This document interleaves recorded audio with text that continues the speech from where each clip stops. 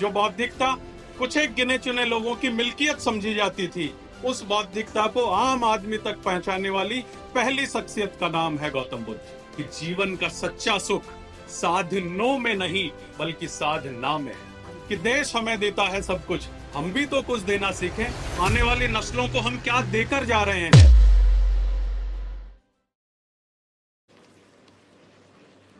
माता रमाबाई अंबेडकर हॉल में मौजूद आज के इस कार्यक्रम के मुख्य अतिथि भारतीय प्रशासनिक सेवा के बहुत काबिल अधिकारी, जिनका हर वर्ग में नाम बहुत सम्मान के साथ लिया जाता है, ऐसे आदरणीय ललित के पंवार साहब। भारतीय प्रशासनिक सेवा के एक और काबिल अधिकारी, भारत सरकार के पूर्व वित्त सचिव आदरणीय श्याम एस अग्रवाल साहब, डीजी साहब जसवंत संपत राम जी, जो इस अम्बेडकर मेमोरियल वेलफेयर सोसाइटी के आप अध्यक्ष भी हैं, साथ ही साथ महासचिव जीएल वर्मा जी, भागचंद मीना जी, दूरदर्शन के डायरेक्टर के बोहरा साहब और यूनाइटेड ग्लोबल पीस फाउंडेशन के चेयरमैन, राजस्थान के सबसे बड़े दानवीर आदरणीय मेघराज सिंह जी रॉयल साहब सहित आदरणीय मंच और विराजमान यहाँ सभी बड़े और छोटे भाई बहनों, आप सभी को ओम नमो बुद्धाय। आज बुद्ध पूर्णिमा। संसार के अकेले व्यक्ति हैं बुद्ध, जिनको की आज ही के दिन, जिनका जन्म हुआ आज ही के दिन, जिन्हें ज्ञान की प्राप्ति हुई और आज ही के दिन इस नश्वर देह को त्याग कर जिन्होंने महापरिनिर्वाण को प्राप्त किया, वो महात्मा बुद्ध का आज बुद्ध पूर्णिमा। और हो भी क्यों ना, एक क्षत्रिय राजकुमार जब वैभव को और विलासिता को त्याग कर महलों से बाहर निकलते हैं और महलों से बाहर निकलकर बौद्धिकता को स्वयं अनुभूत करके और आम जन तक लेकर जाते हैं। जो बौद्धिकता कुछ एक गिने चुने लोगों की मिल्कियत समझी जाती थी, उस बौद्धिकता को आम आदमी तक पहुंचाने वाली पहली शख्सियत का नाम है गौतम बुद्ध। रात के घने अंधेरे में महलों को त्याग कर, अंधेरे से निकलकर रोशनी के उस लंबे सफर तक, रोशनी के उस बड़े स्तर तक बुद्ध धर्म को पहुंचाने वाले, बुद्ध धर्म प्रतिपादित करने वाले उन महात्मा का नाम है बुद्ध। और बुद्ध के जीवन में यदि अगर देखा जाए तो बड़ी बात कहा जाए तो बुद्ध का जीवन यह सिखाता है कि जीवन का सच्चा सुख साधनों में नहीं बल्कि साधना में है। वो शुद्धोधन और महामाया का बेटा यदि अगर महलों में रहता तो सिद्धार्थ बनकर रहता, और इतिहास के पन्नों में उनका यदि अगर नाम होता तो इतिहास के पन्नों में किसी एक कोने में शासकों के क्रमांक में उनका नाम होता। लेकिन जब उन्होंने महलों को त्याग कर चले तो उनका जीवन यह सिखाता है कि जीवन में यदि अगर बदलाव लाना चाहते हैं या आने वाली नस्लों को कुछ देकर जाना चाहते हैं, आने वाली पीढ़ियों को, तो आपको महलों के भौतिक सुख सुविधाओं को त्याग कर आगे बढ़ना होगा। तभी क्रांति का सूत्रपात किया जा सकता है, तभी एक नई इबादत लिखी जा सकती है। यह बुद्ध का जीवन सिखाता है। पूरे विश्व में चले जाइए कहीं भी, पूरे विश्व में भारत का यदि अगर एकमात्र चेहरा दुनिया के हर कोने में, दुनिया के हर देश में यदि अगर कोई मिलेगा तो उनका नाम है महात्मा बुद्ध। और बुद्ध का जीवन यह भी बताता है और पूर्व में कि शत्रुओं से संहार करने में, शत्रुओं से लड़ने की बजाय अपने खुद के जो अज्ञानता है उसे मारना और विश्व को एक नई चीज देना, एक नई क्रांति की इबारत लिखना, एक नए वैचारिक सूत्रपात करना, यह भी बुद्ध का जीवन सिखाता है। जीवन में आपने क्या पाया यह महत्वपूर्ण नहीं है, लेकिन सबसे बड़ी महत्वपूर्ण यदि अगर कोई बात है तो वो यह है कि जीवन में आपने आने वाली नस्लों को क्या लौटाया। ये जो शख्सियत यहाँ विराजमान है आदरणीय मेघराज सिंह जी रॉयल साहब, ये यूनाइटेड ग्लोबल पीस फाउंडेशन बनाया,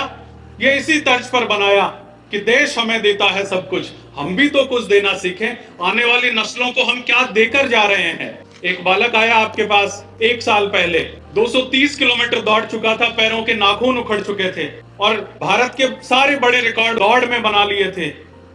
वर्ल्ड चैंपियनशिप के लिए सिलेक्शन हो चुका था, लेकिन टिकट के पैसे नहीं थे, पहनने के जूतों के पैसे नहीं थे। उसी दिन आदरणीय मेघराज सिंह रॉयल साहब ने संकल्प लिया कि अगर ये मेरा संतान होती तो मैं क्या करता। उसी दिन आपने एक बड़ा संकल्प लिया कि अब जो भी कोई व्यवसाय करेंगे उसका 100% मुनाफा सोसाइटी को देंगे।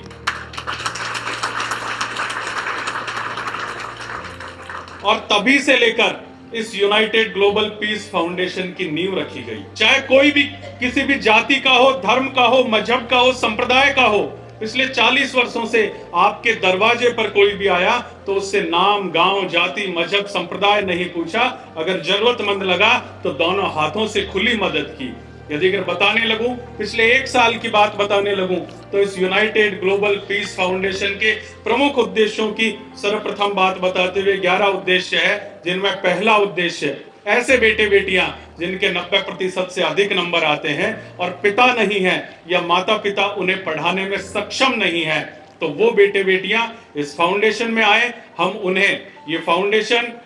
रॉयल साहब द्वारा स्थापित ये फाउंडेशन उन बेटे बेटियों को अपनी ही संतान मानते हुए सरकारी और गैर सरकारी नौकरियों में पहुंचाने तक उन्हें गोद लेकर पढ़ाने का कार्य करेगा। और न सिर्फ पढ़ाने का कार्य, बल्कि उनकी रहने की सुविधा, खाने की सुविधा, चाहते हैं कि एक रोजगार क्रांति आए। अधिक से अधिक ऐसे बच्चे बच्ची, आपको भी यदि अगर कोई आपके आसपास में, आपके क्षेत्र में, आपकी सोसाइटी में कोई भी बालक बालिका ऐसे नजर आए तो फाउंडेशन से संपर्क करें। साथ ही साथ में वो बेटियां जिनके पिता नहीं है या माता पिता विवाह करने में सक्षम नहीं है, उन बेटियों को अपनी बेटी की तरह मानते हुए उनका विवाह कराने की जिम्मेदारी। और विवाह भी किसी सामान्य मैरिज होम में नहीं, एक अच्छे 5 स्टार होटल में उनका विवाह कराया जाए। अभी रोजगार से मजबूत बनाने के लिए ये हमारा भारतवर्ष, हमारा राजस्थान सबसे पहले हर हाथ को काम मिले, सरकारों की ही जिम्मेदारी नहीं है। वो जो बात है कि हमने क्या पाया, ये महत्वपूर्ण बात नहीं है, हमने सोसाइटी को वापस क्या लौटाया, हम नस्लों को देकर क्या जा रहे हैं। ऐसे बेटे बेटियां अभी आने वाले सितंबर माह से ऐसे 50 बेटे बेटियां जो पढ़ने में भले ही अव्वल ना हो, हाथ का यदि अगर हुनर सीखना चाहें,